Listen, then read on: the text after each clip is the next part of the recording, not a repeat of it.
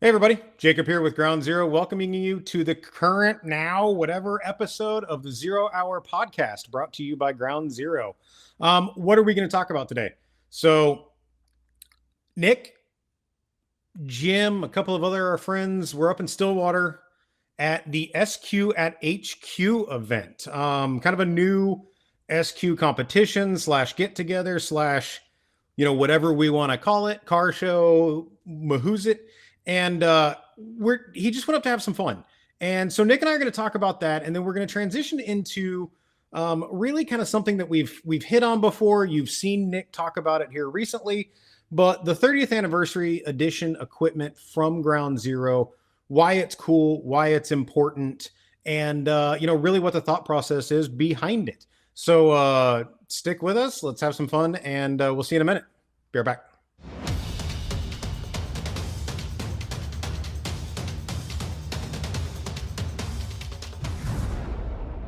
Nick, okay, so here you are traveling yet again.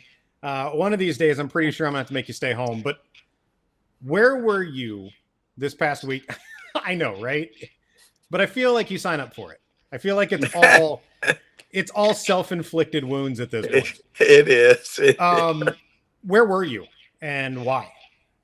Stillwater, Oklahoma, Kicker World Headquarters, which is a really cool place that if you are involved in car audio, being a Kicker dealer or not, it does not matter. Make the trek. They've got a museum that is worth seeing. There's some of the stuff back from the 80s and the 90s that is there. It's way cool. But they were having a multi-event slash call it car show, truck show, demonstration, SPL demonstration slash SQ event with different organizations there. Basically, just come and hang out and have a good time. Listen to some really cool cars. And oh, yeah, by the way, if you want to participate and compete, fine, great. If not, nobody cared. It was basically, we're going to celebrate the industry. And it was way cool. Had a great time. Got to see some people I haven't seen in a long time. So it was well worth the trek. Nice. Well, and I don't want to say your backyard because, Texas is a gigantic state, but Seven and a next half right hours. right next door to you, right Yeah, right next door. just right there. Yep. So obviously competing manufacturer, but it wasn't just us and Kicker though. I mean, it No. was open to everybody, open to manufacturers, open to the public. You had mentioned a car show, which if you paid attention, for those watching, why are car shows important? We kind of talked about that last month.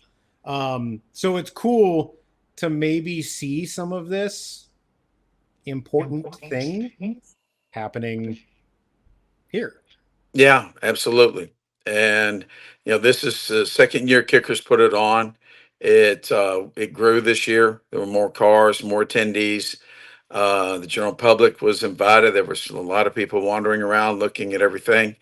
And they're going to do it again next year. And I'm really glad to see them do it because, you know, Kicker has been a big part of this industry, let's face it, since the inception back in the early 70s. And if they think this is important, it probably is because, Kicker doesn't do anything halfway. Right. They never Right. have. And I don't think they ever will, not as long as Mr. Irby's there. And they see value, they see the importance. They know that uh, us being the industry, being able to put the product in front of the end user, which is what this really and truly was all about. Yeah, they get it, they understand it, and they do it really well. And like you said, like we kind of talked about, it's an industry wide thing. Yeah, This isn't them just advertising and showing off to the public. This is our industry. This is what we do. Come see everybody who wants to support it. yeah. And to me, that's a big thing. Competition wise, we had a couple of cars that are friends of ours that competed. What was the competition scene like there? How stacked were the classes? How How busy were the governing bodies? Like, what did it look like from a competition standpoint? They had invited, if I remember correctly, about um 30 cars were invited, quote unquote. There were two classes that Kicker helped put together.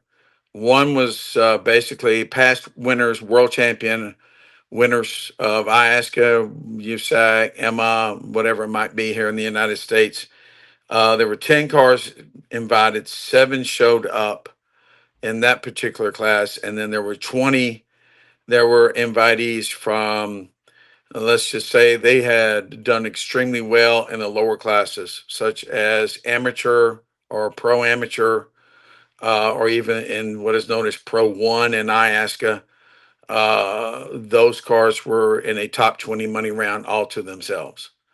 And there were a lot of really good cars there. There were some older competitors from the past that showed up. They have new builds. They competed, did well. But,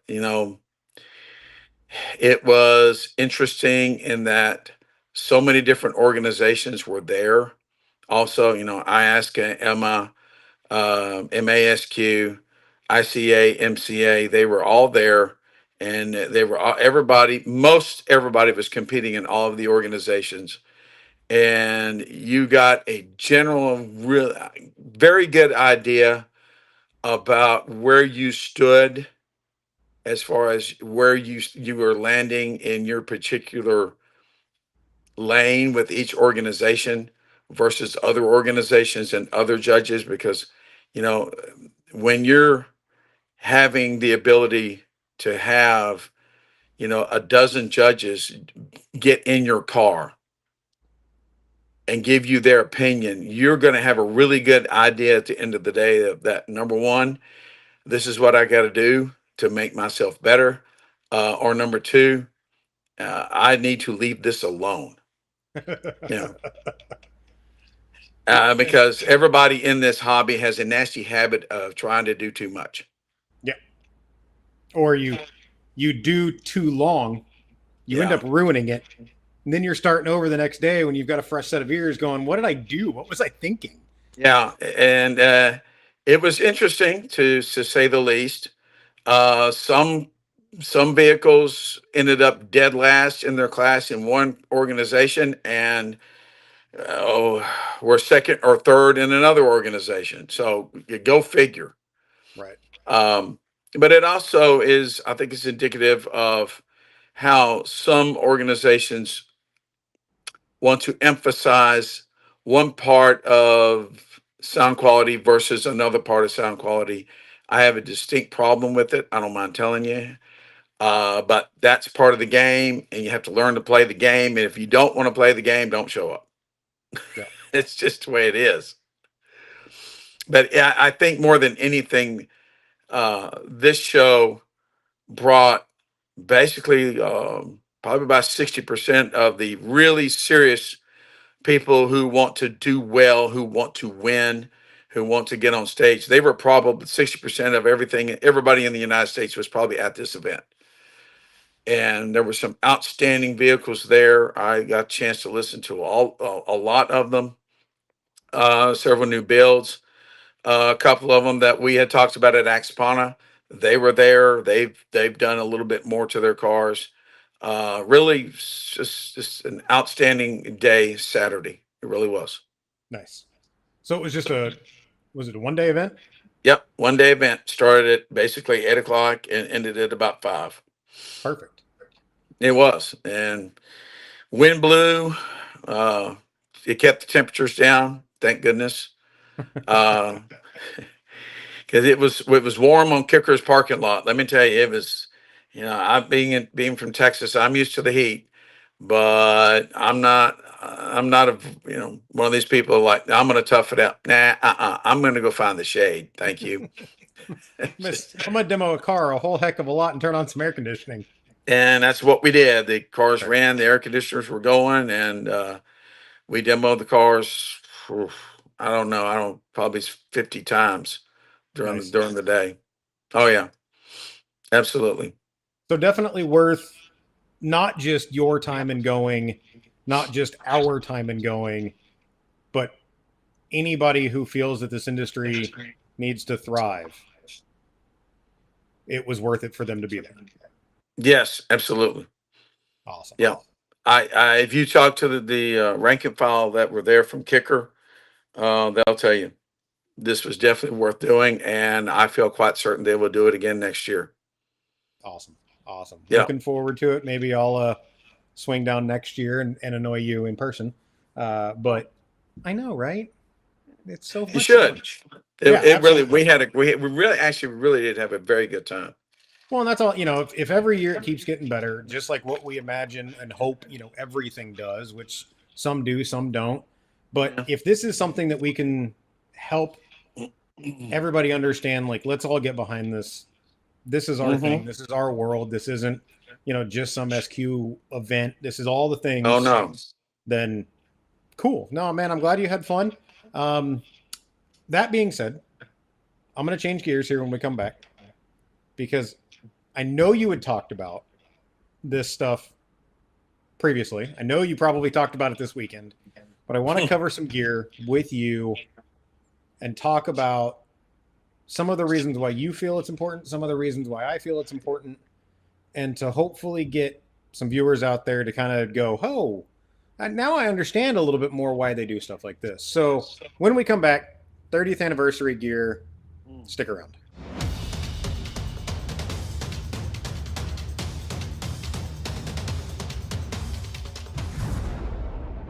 All right, Nick, we know you love uber high end. We've talked at links about Ultra, we've talked at links about reference, Yeah. but there's something about anniversary equipment that kind of makes us all happy. Usually you see either uber crazy, high end unobtainium type product in an anniversary system, or something that's packaged together and you really only want one piece, but they're going to make you buy all of it. Ground Zero doesn't do that. In the almost 10 years I've been working with the company, we've played with a couple of anniversary parts, and it's completely obtainium product. It's everyday product, maybe plus. So that being said, I want to kind of talk about it per product. I know you broke it down in a couple of videos a little bit ago. And you've now gotten some experience with some of the gear, and I know you're going to be getting experience with more of it soon. Components.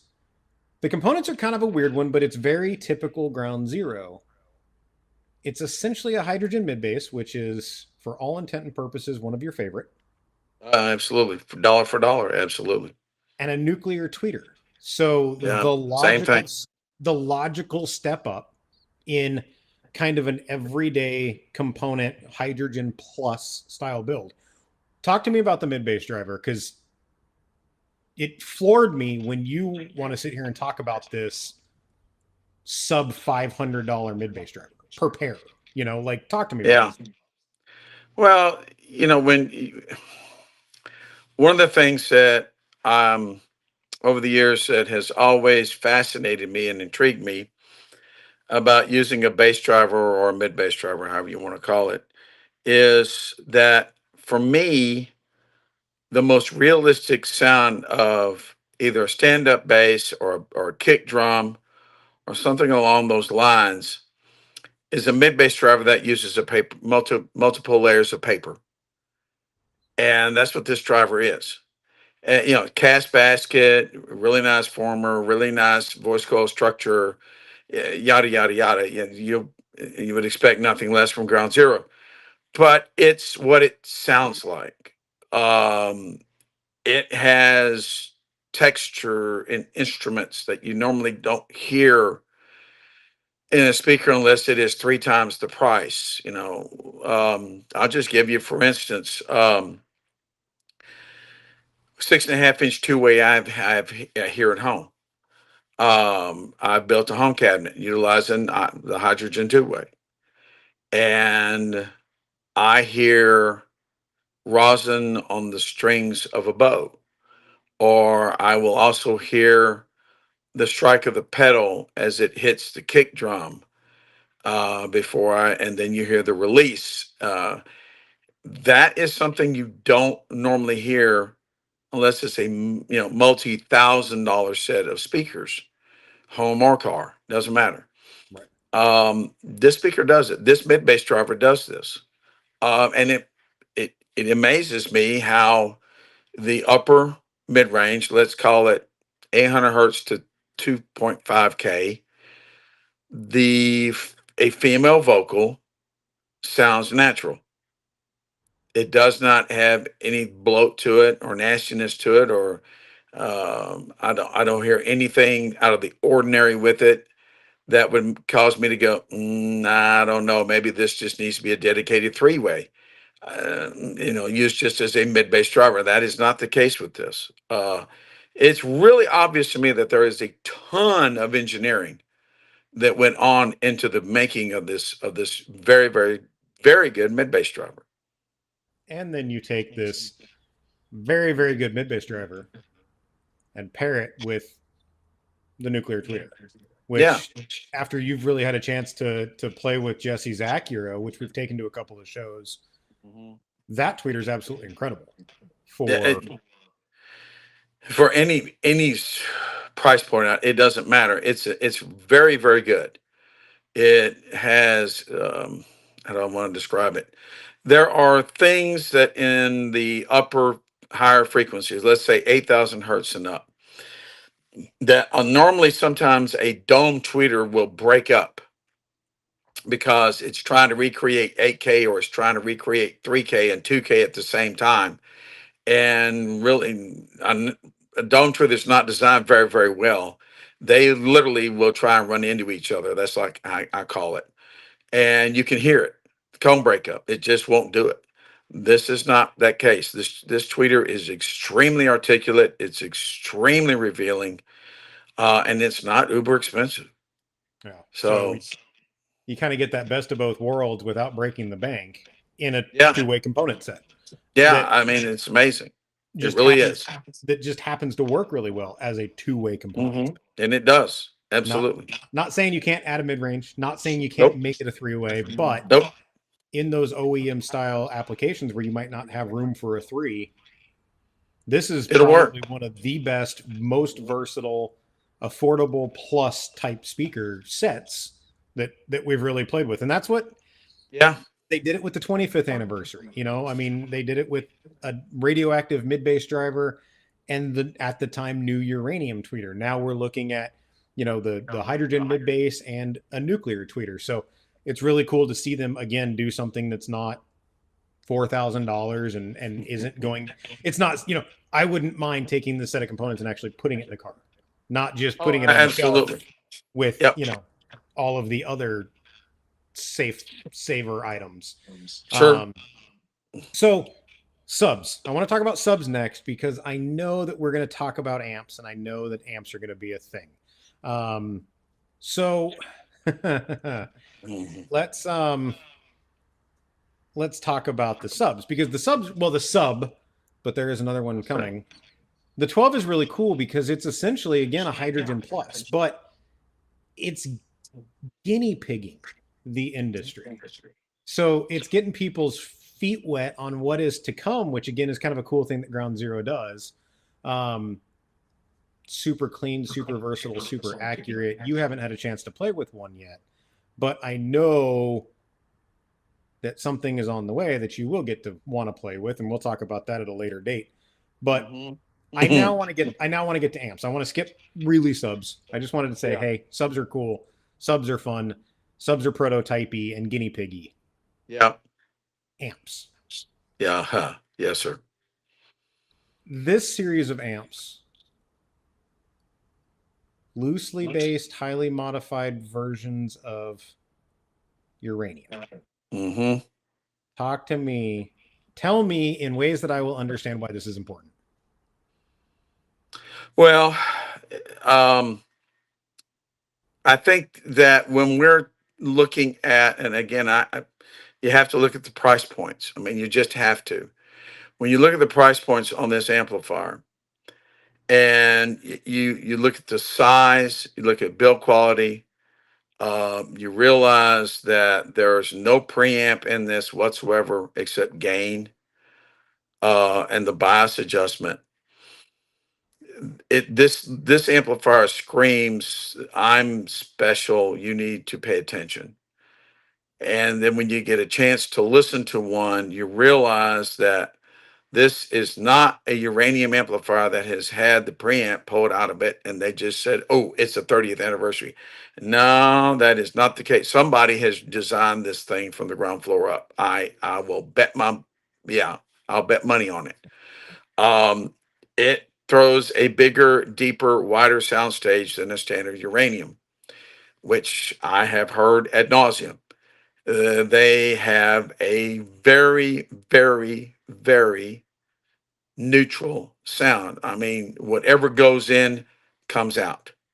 And that's something that you don't normally hear from an amp at this price point. This 4 channel is just, it's amazing.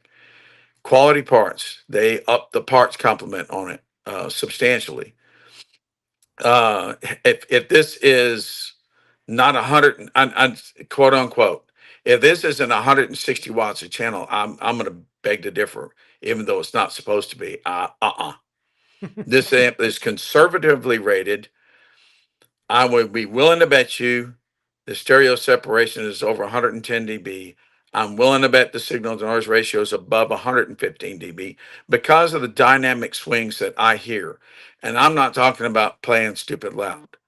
I mean, like micro dynamics, like listening to the felt on the bottom of the pedals of the piano when Diana Krall is playing music, or you hear the valves opening and closing on a trumpet, or you can hear every single solitary word that a choir is singing, and you know there's more than 100 people in the choir because it throws such a huge soundstage that when your system's tuned correctly, the choir is above the soundstage and it's on the hood of your car. That's the kind of things this amplifier can do. When you have again, when everything's tuned right, it's amazing. Um, yeah.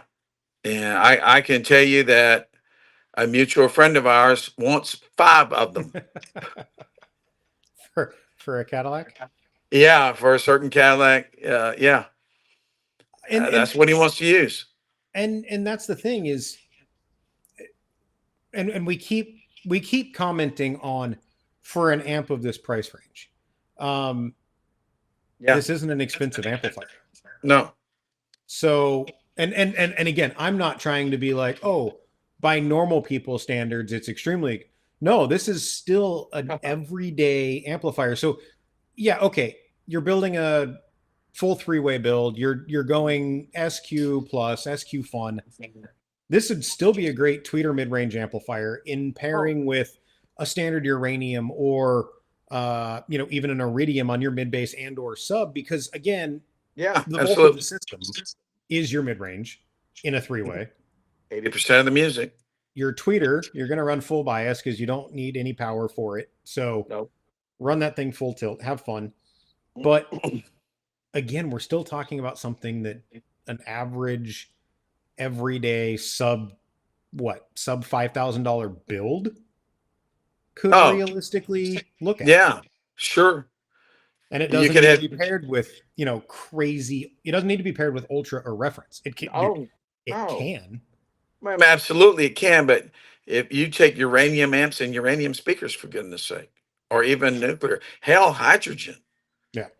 I It's mean, it's that good in that you can, yeah, sure, you can put it on ultras. Yeah, absolutely, no question. But, when you think about the variety of speakers that, especially in nuclear, that we have, and you look at what the amplifier is capable of doing, you realize that, I could take two of these 4 channels, bridge one of the amps to 3 channels, put one on the mid range and the tweeters, whatever you want.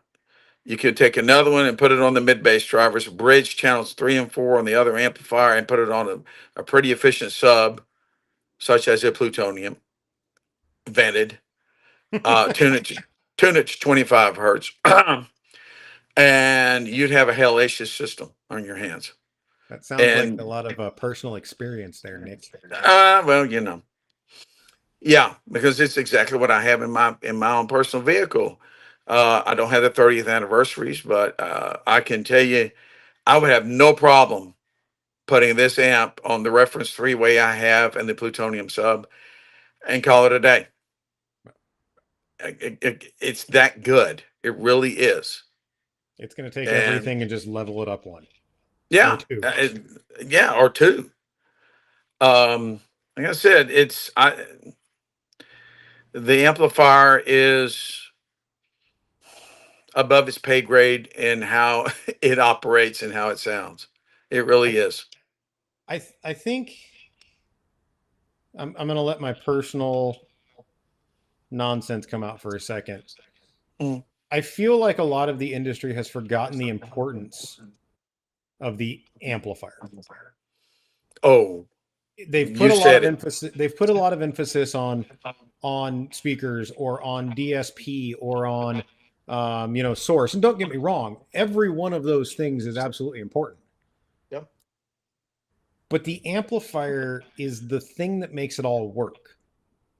So yeah, you can build in amps to DSPs and they can be good, they can be great. You can run affordable class Ds or extremely high end class Ds. I mean, there's a lot of phenomenal amps out there, Yeah, but there is.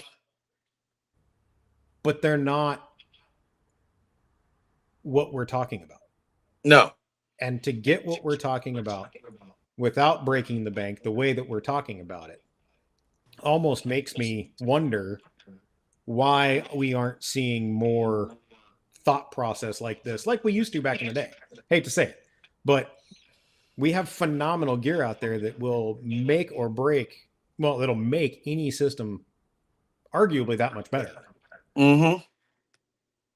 And it's, I don't want to say forgotten about, but I still feel like it's somewhat forgotten about.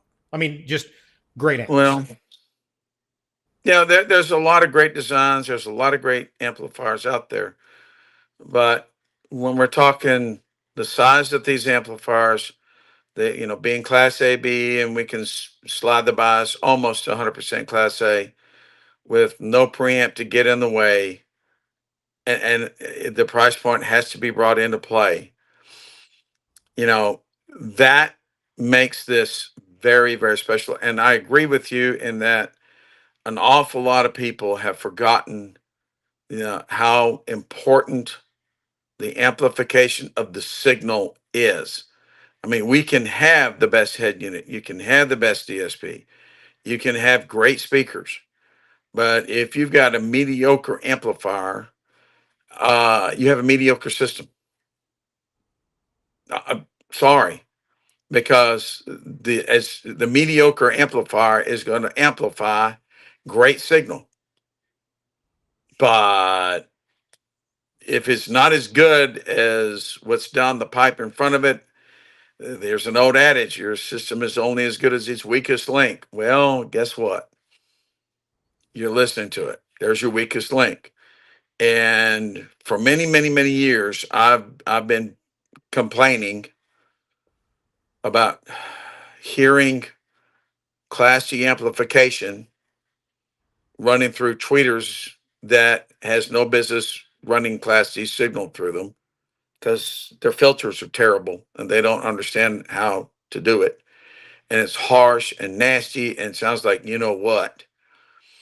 And they're charging three times the price that they should be charging for that amplifier. And yeah, and people say, well, what's wrong? That sounds terrible. Yeah, sure does, doesn't it? Why is that? It's because of that trash amplifier you're running.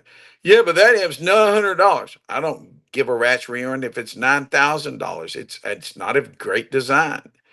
You're going to spend 3 grand on this head unit DSP combination piece right here. You're going to spend $3,400 on a three-way. Why are you spending X amount of dollars on a multi-channel Class D amplifier? So it what fits underneath your seat? That defeats the purpose of having great equipment, in my opinion. and that's reason why this design means everything in the world to me, because we've got something that nobody else has. I don't know of anybody that builds anything like this right now at that size, at this performance level, at this price point. It's almost like Ground Zero knows what they're doing. Yeah, well, I mean, Mhm. other than the fact that they deal with me. Mm. That's all right. They got Gordon Taylor working for them, so yeah. Right. Makes up for it, I guess. Yeah, it makes up for it. Well, Nick, I wanted to thank you. All the years we've worked together, you've always been able to help me understand why. Yeah, And you're welcome. I can tell you, I can rattle off, oh, it's triple Darlington, it's this and that, and I know why it works. Mm. But what does that translate to? I don't have the ears that you do. So it's always fun to be able to go, okay, why is this special? I know it's special. Mm-hmm. Oh, it Explain is. to me why in a way that people can understand, and you don't have to be uber techie. And I think that's No. why, that's why things like this amp excite me, is because, again, I know it's special. You hear that it's special. We put those together, and now we've got something really fun. Oh, yeah, absolutely. So again, thank you for that. You're welcome. And I'll probably bug you on the next episode of this thing. So stay tuned. I'll be right back.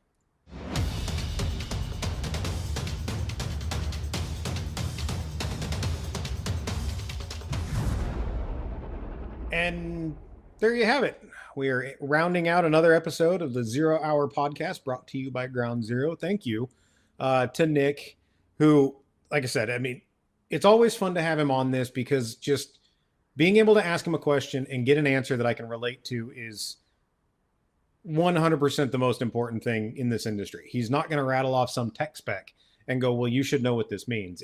This is what I hear. This is what I feel. This is how it makes me, how it triggers something in my brain to tell me something else. So, it's great to talk to him about events. So SQ at HQ was a phenomenal event for the industry. Manufacturers coming together, governing bodies of competition coming together, appealing to the public, appealing to each other to try and be able to say, look, this industry needs to kick it into gear. So it's always fun to see that stuff develop. And then really the rest, the second block of the time was talking about cool gear and things that Ground Zero is doing differently, and why that's important, and why it's fun, and the fact that this is something that the general public can get their hands on and enjoy, and be able to feel music again. What are we doing? We're selling emotion. We're selling fun. We're talking about the things that make us all smile. So thank you guys for joining me. Stick around for the next episode in a month or so. We'll be back talking about who knows what at the time. Subscribe to us on all the socials, the Ground Zero USA, and we'll see you on the next one.